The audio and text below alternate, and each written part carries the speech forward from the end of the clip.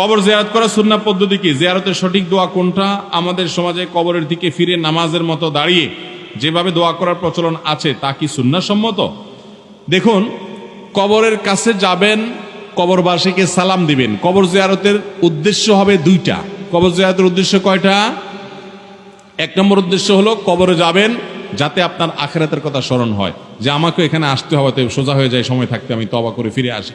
নবী সাল্লাল্লাহু আলাইহি ওয়াসাল্লাম বলেছেন, জোরুল কবর ফাইন্নাহা তুযাক্কিরুকুমুল আখিরাহ ফাজুরুহাল আন ফাইন্নাহা তুযাক্কিরুকুমুল আখিরাহ। তোমরা কবর জিয়ারত করো, কারণ কবর তোমাদেরকে আখিরাতের কথা স্মরণ করে দিবে। এইজন্য আমি যাব কবর জিয়ারত করতে। নাম্বার 2, কবর জিয়ারত করে এইজন্য যাব যে ওখানে গেলে মুর্দা আছেন তাকে সালাম পেশ করব, তার জন্য শান্তির দোয়া করব।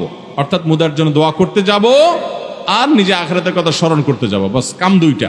এই জন্য আপনি কবরস্থানে যেয়ে সালাম পেশ করবেন, শিক্ষা গ্রহণ করে মনে মনে চলে আসবেন। এটাই হলো কবর জিয়ারতের আমল। সেখানে গিয়ে অনেকে বলে যে দুরূদ শরীফ 12 বার পড়তে হবে, সূরা ইখলাস এতবার পড়তে হবে, সূরা ফাতিহা এতবার পড়তে হবে, সূরা আলহাকুমুত তাকাসুর এতবার পড়তে হবে। কবর জিয়ারতের এই ফরম্যাট নবী করিম সাল্লাল্লাহু আলাইহি ওয়াসাল্লাম থেকে কোনো হাদিস দ্বারা প্রমাণিত। তো যেটা নবী সাল্লাল্লাহু আলাইহি ওয়াসাল্লাম করেন নাই, এই সূরাগুলো তারা জানতেন, দুরূদ শরীফ তারা জানতেন, সাহাবা ইকরামরা করেন নাই, তাহলে সেক্ষেত্রে এটা আমরা করব কার নির্দেশে? ভাই, কবর জিয়ারত করা যদি একটা আমল হয়, একটা ইবাদত হয়, সেই ইবাদত হবে মুহাম্মদ সাল্লাল্লাহু আলাইহি ওয়াসাল্লাম বাতানো পদ্ধতি অনুযায়ী, না আমাদের মন গড়া হবে। অতএব কবরে গিয়ে সালাম পেশ করবেন, সালামুন আলাইকুম দারা কওমিল মুমিনিন, হে ঈমানদার অধিবাসীরা, তোমরা যারা এখানে শায়িত আছো তোমাদের শান্তি বর্ষিত হোক। ওয়া ইন্না ইনশাআল্লাহু বিকুম লালাহিকুন, নিশ্চয় আমরা তোমাদের পরে এখানে এসে যুক্ত হব, আমরাও চলে আসবো এখানে এক সময়। আনতুম সালাফুনা ওয়া নাহনু বিল আসার, তোমরা আগে গেলে আমরা তোমাদের পিছনে আসছি। এই দোয়াটা বিভিন্নভাবে আসছে, বিভিন্ন হাদিসে, যে কোনো ভাবে হাদিসে যতভাবে আসছে যে কোনোটা পড়লেই হবে। এমনকি আসসালামু আলাইকুম ইয়া আহলাল কুবুর, হে কবরবাসী তোমাদের মধ্যে শান্তি বর্ষিত হোক, এটুকু আদায় করলেও সালাম দেওয়া হবে। এটাও বিভিন্ন রিওয়ায়াতে আসছে।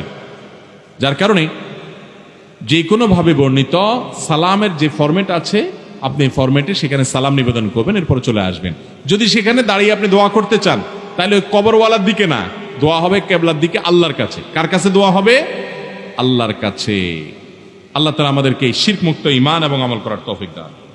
আমাদের সমাজে মাইয়েতের খাট কাঁধে নিয়ে 40 কদম গমন করার পর কবরের উদ্দেশ্যে রওনা করেন, এটা কি সুন্নাহ সম্মত? সুন্নাহ পদ্ধতিটা বুঝিয়ে বলবেন। কবরে লাশের খাটিয়া কাঁধে করে নিয়ে যাবেন, 10 কদম পর পর লোক পাল্টাইতে হবে, বা 40 কদম পর পর লোক পাল্টাইতে হবে, কাঁধ পাল্টাইতে হবে, এ পাশেরটা ওই পাশে যাবে, এমন কোনো কথা কোরআন হাদিসে কোথাও আসে নাই। এগুলো আমাদের নিজেদের বানানো জিনিস। যার কাঁধে আছে ওই 4 জন কাঁধে নিয়েছেন, ওই একইভাবে ওই একই কাঁধে শেষ করে ফেলতে পারবেন। আপনার কাঁধে ব্যথা হয়ে গেছে, আরেকটা কাঁধ পাল্টাবেন, সেটা ভিন্ন কথা। তো ওইটার নামে কোরআন হাদিসের নাম দিয়েন না যে এত কদম গনে গনে করে তারপর পাল্টাইতে হবে। মাঝে কেউ চাইলে কাঁধ পাল্টাতে পারে, নতুন মানুষ ঢুকতে পারে, এপাশ থেকে ওপাশ যেতে পারে, কোনো অসুবিধা নাই।